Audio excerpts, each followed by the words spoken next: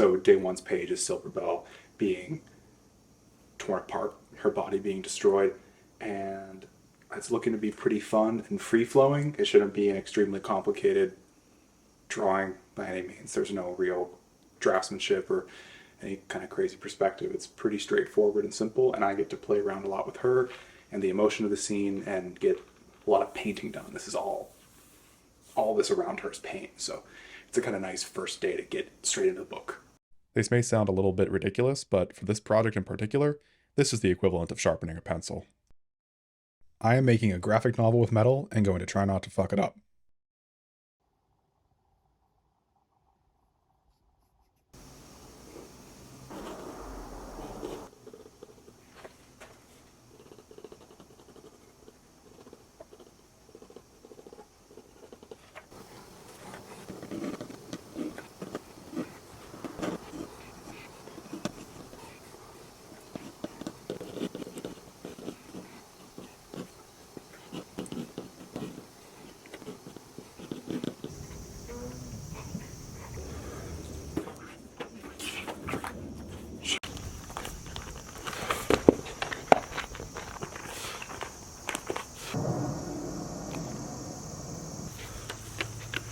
Happy dog!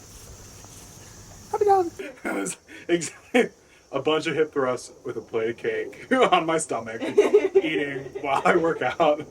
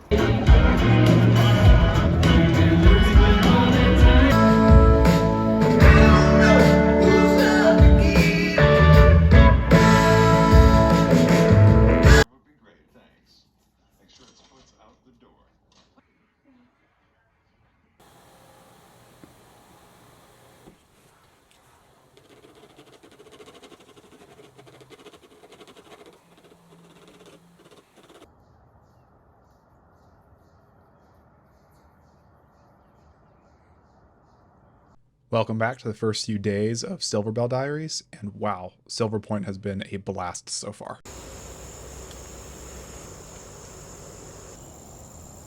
Slowly layering the silver on top of itself has created a really interesting shade. I feel like, believe it or not, metal is the best medium through which to capture metal. That shine on the bell, I'm fairly proud of it. I've been using a tiny copper bell to sort of mimic the light and capture a certain essence and feel. Wow, I am really, really, really enjoying this.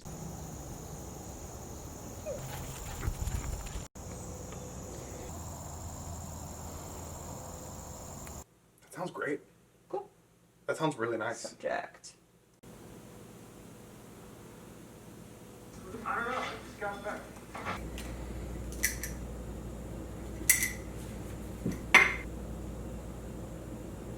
The one-to-one mixture of ground to water did not congeal properly, so I actually had to wait an extra day and let this harden overnight by adding a little bit of extra powder to it. I realize I won't always be able to be upstairs to draw in the studio, so I broke out this old easel that I have that has a broken leg, but still perfectly functional on a tabletop. Kind of sits at just the right angle so that I'm not messing up perspective or anything, but this means I can cook a little bit or make a pot of tea or a pot of coffee, go outside, play with the dog, and kind of in between things get those 5-10 minutes here and there.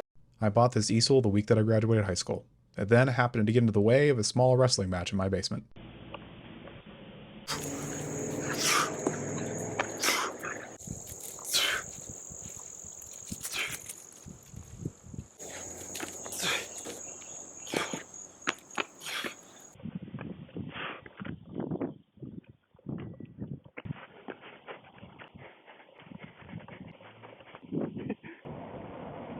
Really needed to go skate a little bit. I don't really skate. I just sort of concrete surf back and forth up and down my hill, but it really helps me get into a flow.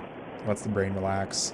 There's a lot of science that suggests that fast movement actually really helps the brain calm down because your mind can't capture imagery and focus on things. It really lets you just fall into a beautiful state of rhythm and thought.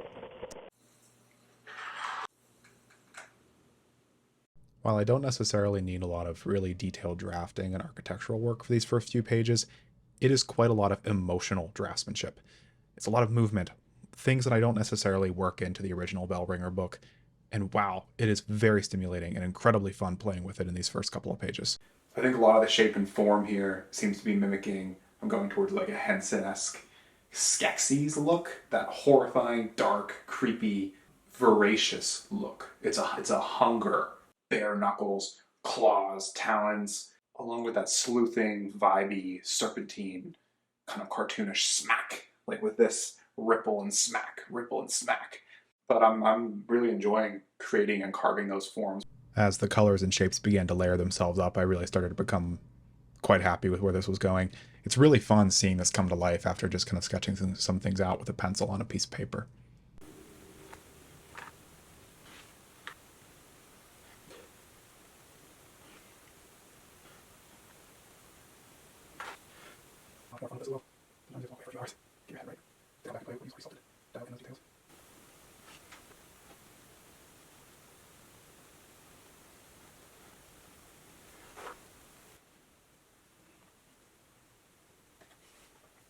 Now, I will eventually show you the finished product, but for now, here, you can watch me make some panels with a perfectly sized Winnie the Pooh book.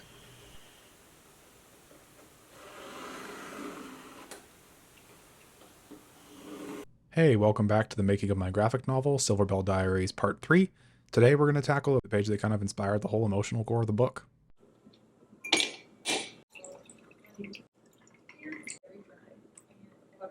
I worked out, I'm still sweaty, so I'm gonna go take a shower and then do a ton of work for us today. Taylor doesn't get home till 10 o'clock tonight, or almost 11, I think.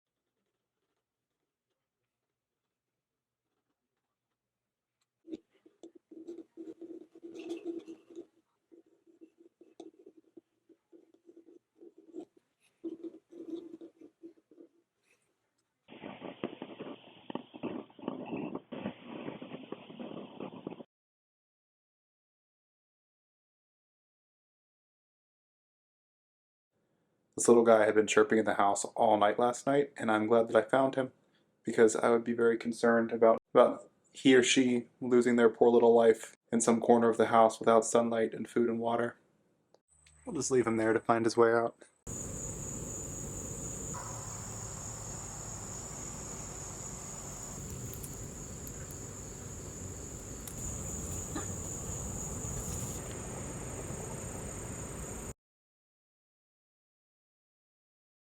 This sequence, which I very much like how that is coming out, I don't think that I need 2 additional panels down here. I think it'll take up a little bit too much space since I used, Winnie the Pooh to make these panels. They're quite a bit bigger than maybe I originally anticipated.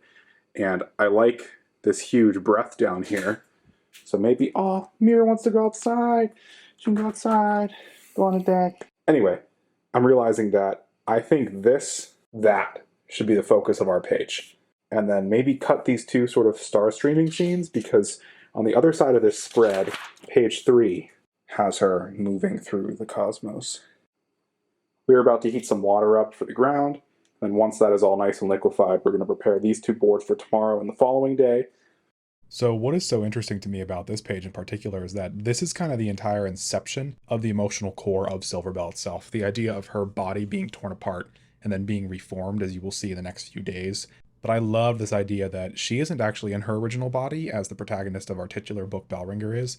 She has a new body and is torn apart just as the world falls into a slumber and kind of dies, as is she. Pull 2 boards off the stack of boards that are ready to be painted for Silverbell, and it never ceases to amaze me how tall and thick this stack is. What's kind of insane is that this is likely still missing 20 to 30 pages that we're going to actually have to use. I didn't order enough stock. Yeah, the whole blood red color was not intentional, but it really does kind of, it matches exactly what I wanted this scene to look like. She is getting her life taken from her, except she isn't dying. She's only just come to consciousness upon the world falling asleep, and now her body torn to shreds. These splinters were a blast to paint, and I'm really excited to show kind of what I can do texturally with this paint, as I don't work in color very often. Yeah, I took Bristol board and sketchbooks for granted, and I will never do that again. I will kiss my pages every time I use them from now on. Preparing these boards every single night before painting is crazy. And it doesn't sound like it's a tremendous amount of work, and it adds up to being a couple hours of sort of this weird state of inattention where you're hurry up and wait. Here is the final page.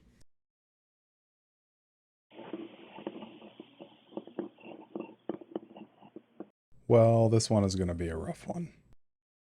And this is where the fucking up begins. The layout and the drafting of this page goes fairly well, but this is the first time during the creation of this project that we start to hit some roadblocks and creative stumbles and need to be adaptive. You asked me what I want. Tonight you didn't ask me what I wanted, so I didn't have a chance to tell you. This page has 3 panels in the dead center with a large panel on the top and bottom. I moved in across the way from us, and we said we'd water his lawn, and the grass can only be watered in 10-minute increments. This copy of Pooh really is the perfect size for the panels on these first few pages. You're gonna have a very sleepy girl shuffle through the frame. I look real grumpy and disgruntled. Having 2 or 3 episodes, some of the best episodes of Gilmore Girls playing in the background of drawing out these layouts was pretty fun.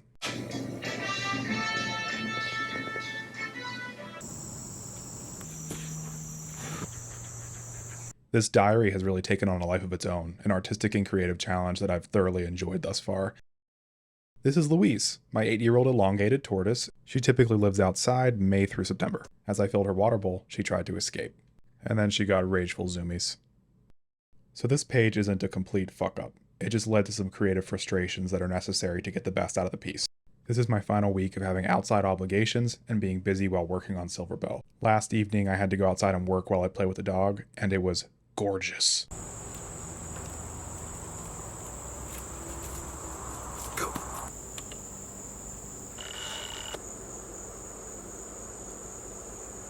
I threw a screw in my broken easel just to keep it upright while I worked. Now, I had some ideas about where I wanted this page to go. I just didn't think it through. I didn't plan it out in the way that I really should have, and I made some serious mistakes given the color on what you're about to see. Silverbell is drifting through the fractals of this broken, decimated, slumbering world. All of those little islands, those in-colored land pieces, were originally supposed to be silhouettes. In my mind's eye, all of that was supposed to be this dark, suggestive reality. Well, I didn't suggest anything with those color choices. Then I realized it was actually getting dark. I needed to pack everything up and get inside and fix this. So I began filling this in because I'm really not happy with the way these backgrounds looked. I like the claws and everything, but the in-color landscape backgrounds look like garbage, absolute garbage. Due to the manner in which I felt comfortable covering all of that up, blacking it in with as much indigo as possible, my solution was pretty simple. If I had to convey that she was going through a broken universe, we were going to do it in a far more abstract and interesting way.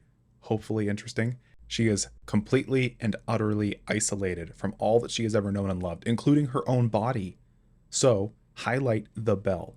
Highlight the titular heroine herself. Rather than establishing with environment, we would establish with sensation.